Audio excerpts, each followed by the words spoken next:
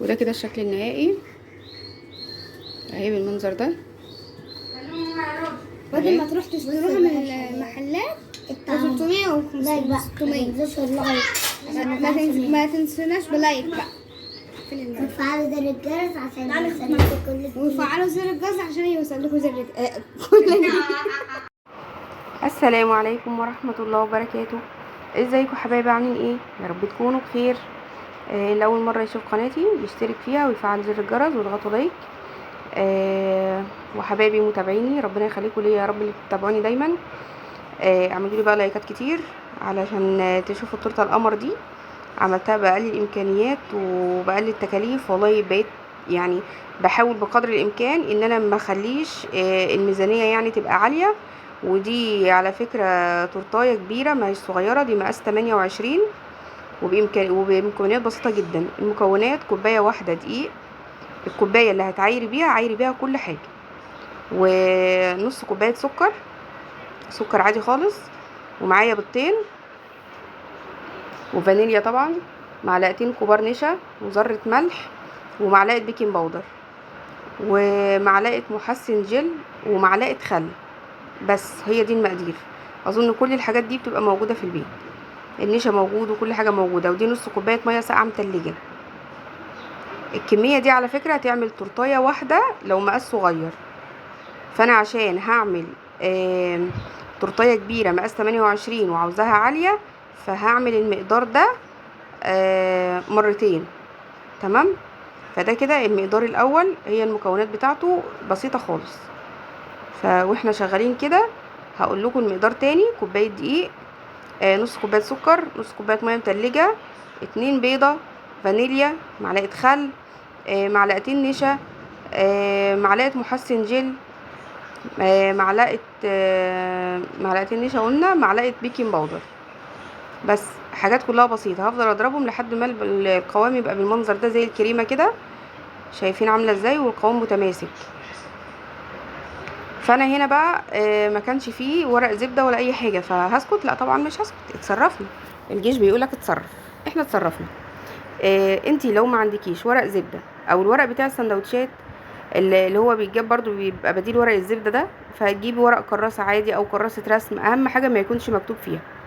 بتدهنيها دهنه خفيفه من الزيت او الزبده، بيبقى شغال معاكي ورق زبده زي الفل. فمفيش اي حاجه، مفيش اي مشكله، بيقضي نفس الغرض. تمام. انا هنا بقى شايفين القوام ما شاء الله عامل ازاي، مظبوط جدا. شايفين عامل ازاي زي الكريمه بالظبط. فطبعا الصينيه دي مقاس 28، فحجمها كبير جدا، بسم الله ما شاء الله يعني. فخدت نص المقدار،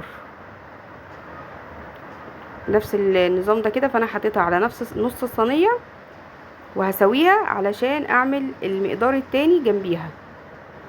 المقدار التاني هيبقى نفس المكونات بالظبط، بس مع اختلاف ان احنا هنحط فيه معلقتين كاكاو، اهو نفس المقادير بالظبط اللي انا حطيتها هي. فانت لو انت عايزه تعمليها تورتايه صغيره على قدك، مثلا لو واحده وجوزها معاها بنوته صغنونه حاجه، لا يبقى المقدار ده زي الفل، هيبقى حلو جدا معاكي المقدار الواحد. يعني ممكن تاكل تورته من حوالي 6 افراد او كده، يعني لو انتوا اتنين، لو انتوا يعني اسره صغيره، فممكن تاكل 6 افراد لو هو المقدار الواحد ده.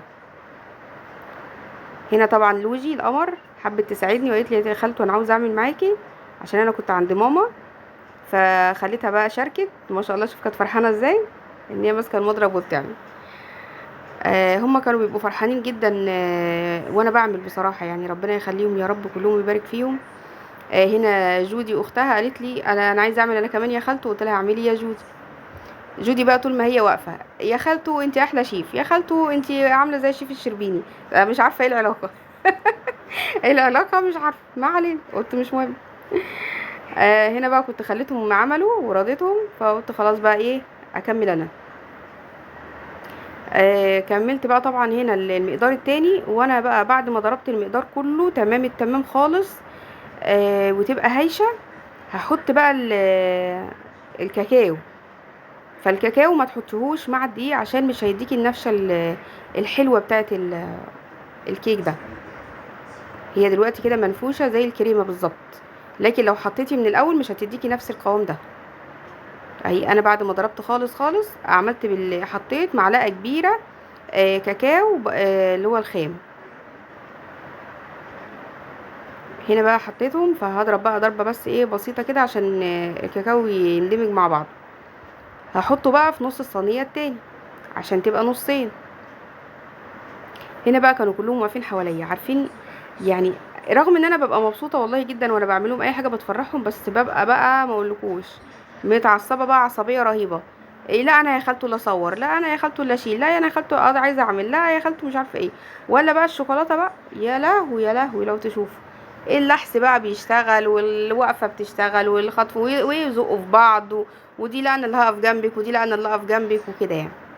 فانتوا طبعا بقى ايه ربنا يخلي يا رب كل الاطفال. فطبعا كلكم بقى عارفين يعني عارفين الاطفال بقى في المواقف اللي زي دي بيبقوا عاملين ازاي. هم بقى طبعا امهاتهم ربنا يديهم الصحه يا رب، كلهم بقى موظفين فمحدش فيهم بيعمل حاجه، اي حاجه بيشتروها جاهزه ويكبروا دماغهم وخلاص.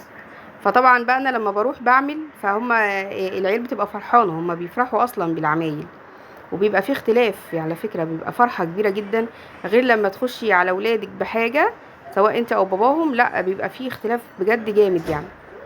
هنا بقى انا كنت حطيتها في الفرن على درجه حراره 160، قعدت حوالي نص ساعه او نص ساعه و5 دقايق. طلعت بقى ما شاء الله بالجمال ده والارتفاع ده، وكان ارتفاعها بصراحه ما شاء الله جميل جدا. بس في بقى نقطه عايزه اقول لكم عليها، علشان انا وانا بشتري المكونات بتاعه الكيك والتورته عامه من نسيت اجيب بيكنج باودر، فانا دايما بستخدم بيكنج باودر كيك شيف. بصراحه تحفه تحفه في الكيكه وفي الكيك الاسفنجي وفي كل حاجه، وبيخلي الكيك لونه ابيض وجميل جدا. فماما كان عندها بيكنج باودر اللي هو الكوكس، فخلى الكيكه اللي هي اللي بالفانيليا دي لونها غامق. فيعني يا ريت يا ريت خدوا بالكم من النقطه دي، خلوه كيك شيف يا جماعه، بيفرق كتير جدا قسما بالله في القوام بتاع الكيكه وفي اللون. هي ارتفاعها كان ما شاء الله كان حلو يعني، ارتفاعها كان يعني كتير كبير يعني قد كف ايدي، فكان الارتفاع بتاعها حلو وكانت هايشه وطريه وكل حاجه، بس اللون الكيك مش هو اللون اللي انا كنت بصراحه عاوزاه يعني. فهي برضو اتاكلت الحمد لله. هنا بقى طبعا انا قسمتها 3 طبقات، ايه جامده. قسمتها ل3 طبقات وحطيت بقى زي ما انتم شايفين ضربت الكريمه، والكريمه دي على فكره كانت كوبايه واحده وكفت والله ما شاء الله. بس دي الكريمه اللي هي بتاعت المتحده علشان هي ما شاء الله بتنفش وبتعمل يعني كميه كبيره. فقسمت بعد ما ضربتها بالابيض عادي، رحت قسماها وحطيت بقى برضو كاكاو في النص التاني واستخدمتها زي ما انتم ما شايفين. هنا بقى طبعا كان اللحس شغال والخطف شغال بقى، والدنيا كانت حر نار ما اقولكوش كان عامله ازاي، والمطبخ كان في اليوم ده بقى عاملين محشي وكان المطبخ بقى مولع. كل شويه اعمل طبقه واحطه في التلاجة وارجع احطها تاني واطلعها وارجع اعمل الطبقه التانية. لا بجد والله يعني بجد تعبتني، وفضلت بقى بصراحه قعدت اقاوم مع الجو واقاوم مع العيال لحد ما طلعت بالنتيجه اللي انا طلعت لها دي يعني. بجد يعني ربنا يفرح قلوبهم كلهم يا رب ويهديهم. الجو ما كانش مساعدني والله خالص ولا الوقت ولا اي حاجه يعني. انا ما اقولكوش انا فضلت اعمل في التورتيه دي طول النهار مع الاكل يعني، اعمل في الاكل واعمل في الكيكه واحط الكيكه في الفرن وبعد كده اشيلها احطها تبرد وبعد كده اعمل الكريمه احطها في الفريزر اعمل الصوصات. لا ما اقولكوش يعني بجد بجد يعني. لا انا قلت بعد كده بقى لما عاوز اعمل حاجه ابقى اعملها واخدها معموله، لكن مش هعمل هناك. وعيد ميلادي عيد ميلادي تميت ال16 عشان كان عيد ميلاد ياسمين. هنا بقى طبعا كنت خلاص خلصت الطبقات. قلت بقى اما اغطيها، شايفين بقى الكريمه يعني ما شاء الله كانت ما اقولكوش والله هي كانت كنا بنمحر الكريمه التورته كانت بجد جميله جدا والله. التورتيه بجد كان طعمها حلو جدا جدا بجد، والصوصات اللي انا عملتها كانت حلوه جدا. بس الجو بجد كان حر نار يعني، اكيد كل الناس اللي بيعملوا شغل اونلاين في التورت والجاتوهات هيبقوا مصدقيني يعني. وكمان بقى ايه يعني المضرب كمان باظ، انا مش عارفه المضرب باين اتحرق، فبقينا نعمل الكريمه دي بايدينا. وانا بقى اول مره في حياتي اعمل الكريمه بايديا بصراحه، بالمضرب اليدوي يعني. عملناها بقى بالمضرب اليدوي وشغال بقى وايه، وكل واحد بقى لا انا اللي هعمل مره ودي انا لا اعملوا يا جماعه اعملوا هلكتهم في اليوم ده.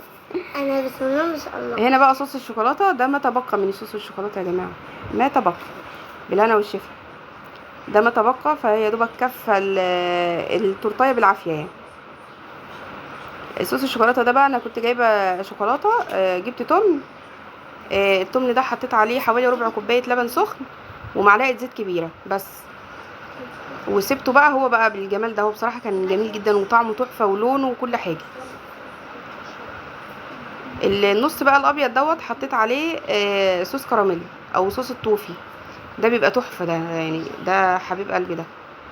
عملته بقى بيه كده بجد، كان طعمه وشكله تحفه والله بجد، وريحته اصلا بتبقى جميله. هو اصلا كان طعمه حلو عشان هو كان جميل صح. هنا بقى طبعا برضو كنت نزلت بالدريبات ديت، فطبعا بقى عشان الجو حر فهي سيلت كتير، فما علينا يا جماعه، مش ما هتتاكل، لا هتتاكل والله، والله كانت بتتخطف مني قسما بالله وانا واقفه. الدريبات دي كلها اتلحست اهو، خدوا بالكم حتى كمان من الشوكولاته اتلحست. يخطفوا ويلحسوا عادي مفيش اي مشاكل، الحسوا يا ماما، الحسوا حبيبتي انت وهو. بسم الله ما شاء الله. انا اللي هنا بقى الشوكولاتة جبت بقى هنا البسكويت ده، البسكويت ده تحفه جميل قوي، عامل زي اللوتس كده. جبته. طبعا ده كل ده كان تبرعاتهم برضو يعني، لا يا خالته احنا هنجيب كذا وتحطها لنا، ماشي هاتوا حبايبي. فجابوا بقى بسكويت وجابوا شوكولاته وقالوا لي حطها لنا، حطيتها بالشكل ده، والله بجد كانت جميله جدا يعني، بجد كان شكلها حلو وكان طعمها كمان حلو جدا. هنا بقى عليكم ان تتخيلوا ان انا سبتها لحد ما اتلحست بقت بالجمال ده. ايه رايكم؟ لايكات بقى كتير، مع الف سلامه.